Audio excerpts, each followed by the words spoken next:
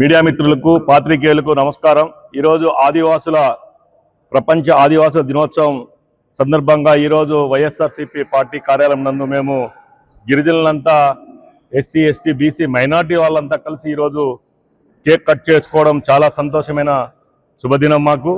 ఎందుకంటే ఈరోజు ప్రపంచ ఆదివాసీ దినోత్సవం గిరిజనులుగా మేము పుట్టడము చాలా సంతోషంగా భావిస్తాము।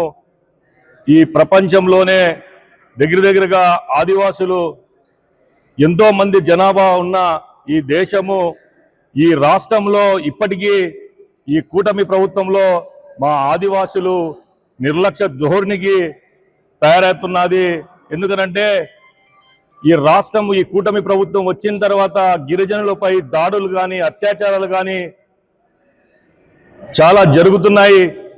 మా జగన్మోహన్ రెడ్డి గారి గవర్నమెంట్లో గిరిజనుల పైన ఎక్కడా కూడా అత్యాచారాలు అగత్యాలు జరుపుకోకుండా దిశ అని ఒక యాప్ పెట్టి దిశ పోలీస్ స్టేషన్ అని చెప్పేసి ఉండేది।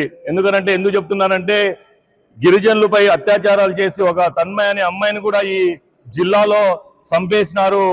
కానీ ఈ కూటమి ప్రభుత్వానికి చెలించలేదు, వారు చూసి చూడుకున్నట్ల పోతున్నారు। కానీ మేము ఆదివాసులుగా మా బొట్టు వేరు మా కట్టు వేరు, మేము కొండ ప్రాంతంలో నివసిస్తూ గూడాలు వేసుకొని జీవనం సాగిస్తున్నాము।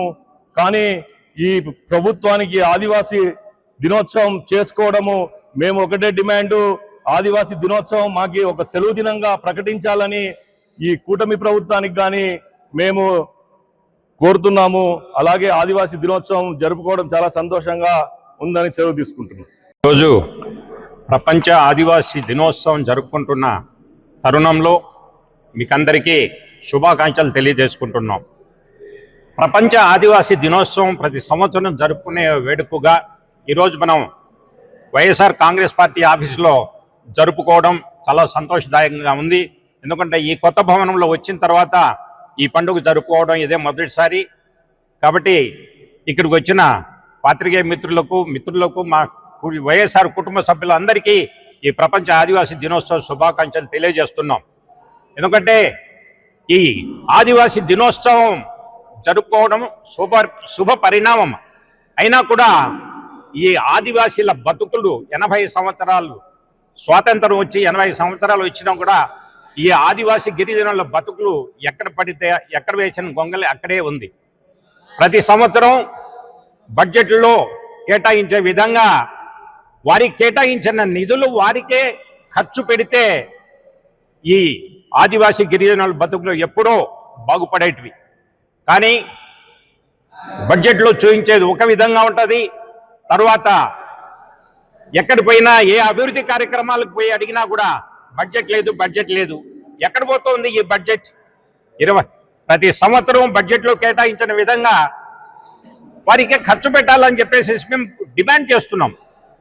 ప్రతి సంవత్సరం ఈ విధంగానే ఉంటుంది। ఎందుకంటే ఇప్పటికీ 80 సంవత్సరాలు అయినా కూడా ఏ మారుమూల ప్రాంతాల్లో పోయినా కూడా, ఏ పల్లెల్లో పోయినా కూడా, ఏ తాండాల్లో పోయినా, ఏ గూడాల్లో పోయినా కూడా అభివృద్ధి అనేది శూన్యం। ఇటువంటి పరిస్థితుల్లో ప్రభుత్వాలు కళ్ళు తెరవాలి। ఎందుకంటే ఇంకా ఎన్ని సంవత్సరాలు 80 సంవత్సరాలు అయినా కూడా వీళ్ళ అభివృద్ధి నోచుకోలేదు, ఇంకా 80 సంవత్సరాలు అయినా కూడా వీళ్ళ అభివృద్ధిని నోచుకోలేరు। ఈ విధంగానే ఈ ప్రభుత్వాలు ఈ విధంగానే ఉంటే వాళ్ళ బతుకులు చాలా అధ్వానంగా తయారవుతాయి। విద్య కానీ వైద్యం కానీ ప్రతి ఒక్కటికి కూడా ఈ ఆదివాసీలు గిరిజనులు చాలా దూరంగా ఉంటున్నారు। కాబట్టి ప్రభుత్వాలు ఇప్పుడైనా కళ్ళు తెరిచి ఈ వారి బతుకుల్లో మంచి అభివృద్ధి బాటలో నడిపిస్తారని చెప్పేసి ఆశిస్తూ మీ అందరికీ శుభాకాంక్షలు।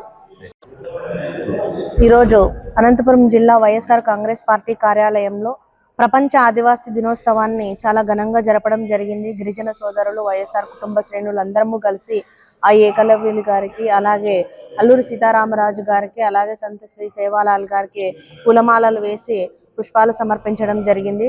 మన రాష్ట్రంలో ఉన్నటువంటి గిరిజన సోదరిమణులందరికీ కూడా ప్రపంచ ఆదివాసీ దినోత్సవ శుభాకాంక్షలు తెలియజేస్తా ఉన్నాను.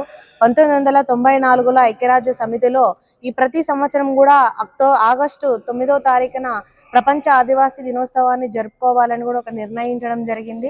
ఈ ప్రపంచ ఆదివాసీ దినోత్సవం రోజున వారి సంస్కృతి సాంప్రదాయాలను గౌరవించడము, వారి స్థితిగతులను తెలుసుకోవడం అనేది ఎంతో పండుగ దినంగా కూడా ఈ రోజున జరుపుకుంటారు.